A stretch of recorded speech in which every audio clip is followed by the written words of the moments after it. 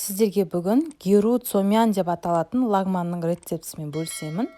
Біздің дайындап қойған подливамызды құрғақ табада қуырамыз.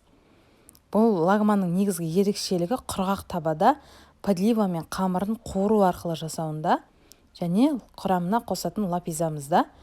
Яғни қолдан жайып дайындаған қамырымызды осы подливаның үстіне салып, екеуін жақсылап қуырамыз. Бір қасық лапизамызды сала отырып, араластырып, екеуін бірге қуырып дайындаймыз. Бұл қамырдың жасалуы, подливаның жасалуы, лапизаның жасалуы барлығы менің геру лагман деген видео рецептімде бар. Сол жақтан көріп алсаңыздар болады. Және қалған подливаны құйып, бір бұқтырып жібересіздер. Сонымен біздің геру цомян лагманымыз дайын болады. Дәмі деген өте ерекше болып шығады. Біздің үйдегілер осы қуырылған түрін жақсы жейді. Сондықтан сіздерде дайындап берсеңіздер болады. Дайындап, менің жасаған видеоларыма лайк басып, мені қолдап кетіңіздер. Ас болсын. Көп рахмет.